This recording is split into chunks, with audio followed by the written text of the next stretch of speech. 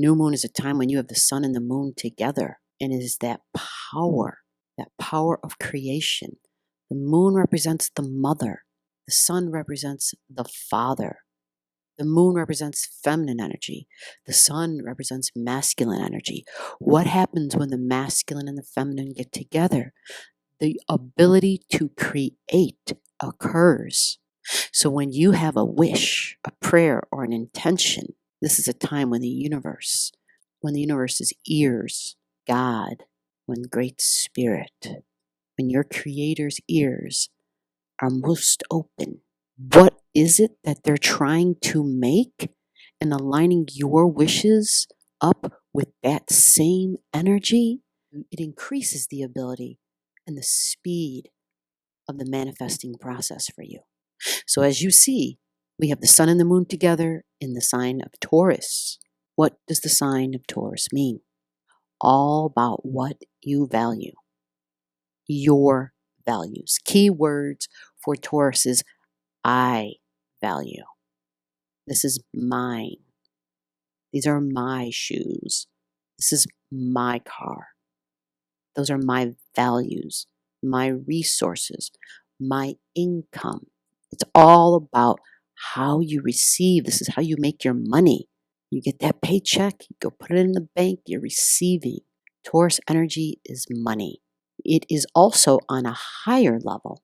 Your values and understanding that not all your values are monetary. Your greatest values cannot be earned. Your greatest resources don't fit in the bank. It's the person in your life or persons that you love, right? Money cannot buy love. Money cannot replace the lives of lost loved ones. Taurus rules the spoken word. People with really great vocals, really great singing abilities, because Taurus is a very creative energy, okay?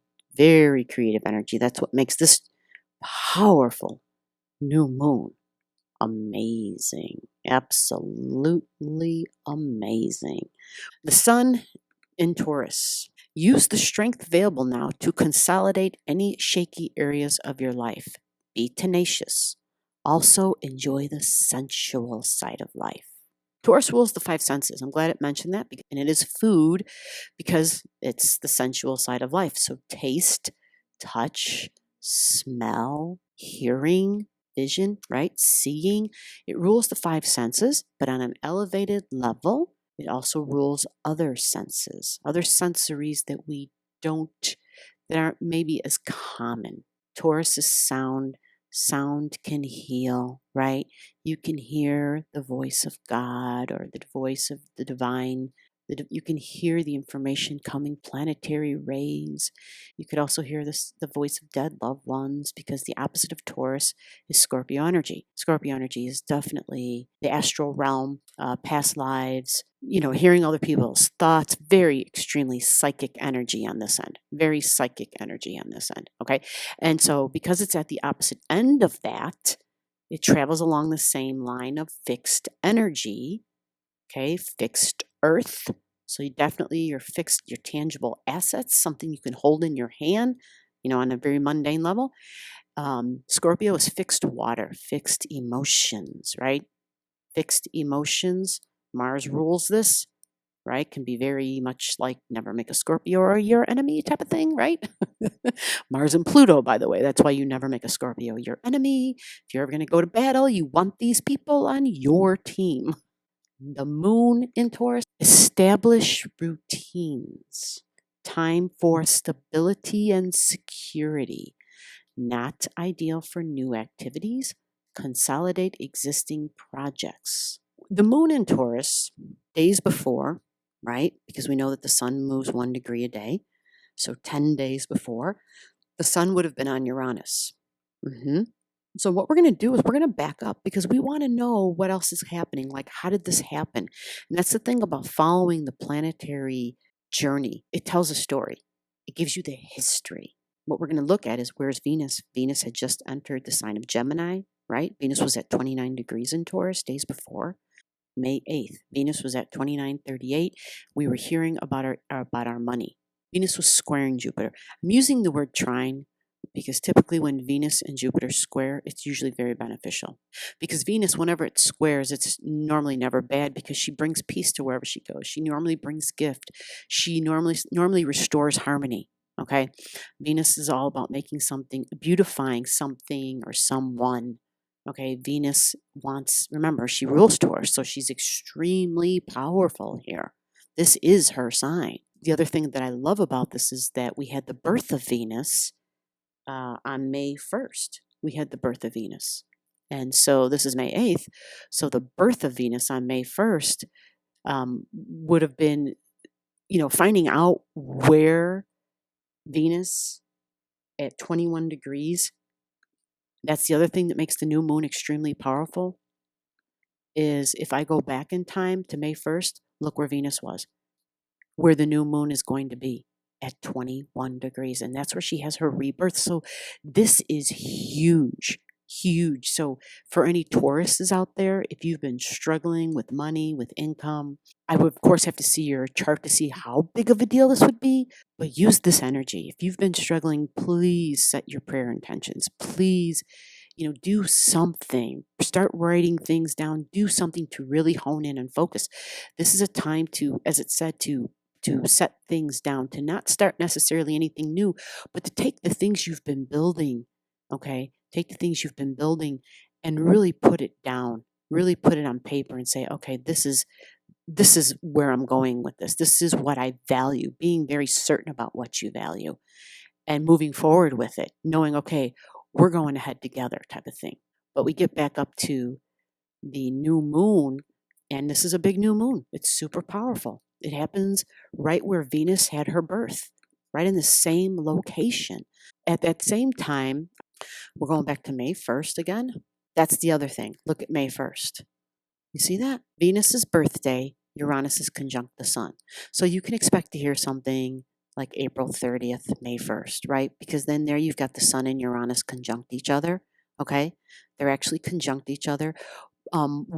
Nothing is squaring these two right here at this time, but when the sun, just so you know, there's, with everything, there's the salty, the sweet, the sour, the good, the not so good. So just keep that in mind. That is what astrology is. It is the science of wholes. It's the science of the, both sides, the ups and the downs.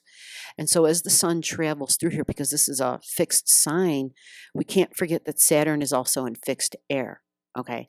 And so as the sun gets to, well, actually right here, it's starting to square Saturn. This is authority and this is the rules. Okay.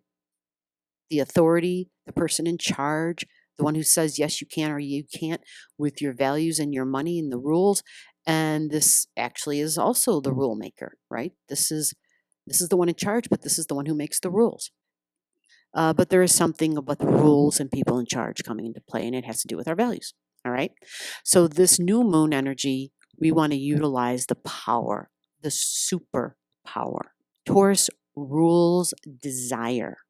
You first have this idea, right? You first have this thought, the thinking. But I really want this. This is emotionally, I need this, right? This is your emotional needs. And then you amp it up with your feelings, and that is the moon, okay? So this is your willpower, right, combined with your emotions.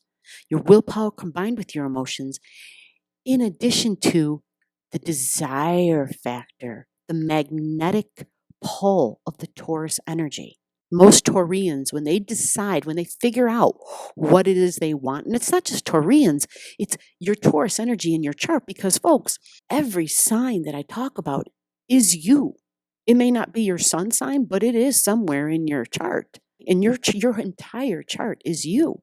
So for all of you listening, find out what house number your Taurus energy is in.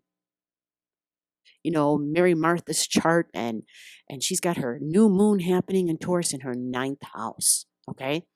Her beliefs, her opinions, new beliefs, because that's what a new moon is. It's bringing in the new. Beliefs about what? Beliefs, what's the 9th house, folks?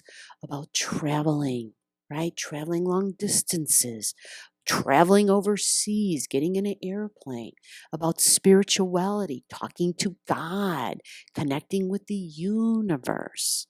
The ninth house is higher learning, extended education. Maybe Mary Martha thinking, I want to go back to school. This is a great new beginning for that. To learn something new, but something that's in addition to what you already know. This is higher knowledge because it's ninth house. It's Jupiter energy. So it could be experiencing new religions. You become the teacher of others as well. You could become that teacher. This is that ninth house energy. Very wise energy. It's futuristic as well, ninth house. Jupiter, Sagittarius, the ability to see into the future. Remember the power, the magnetic power of the Taurus energy. It rules desire. The new moon, the sun and the moon together, the power is just there. This is when the universe, if you have a planet or a house cusp line within a 2-degree orb of this, time for you to be the metaphysician. Use the power, use the intention, create that which you want. And the most potent time is the time of the new moon. And what time is that at? 1:59 p.m. Central Daylight Time. So you would need to adjust for wherever you live in the world, whatever time zone you're in. If you don't know what that is and you want it to be converted, contact me and I will let you know. If you want to be involved in a new moon ceremony, in the power where 2 or 3 or more gather in my name, the power is there and the prayer is heard even louder, then join us.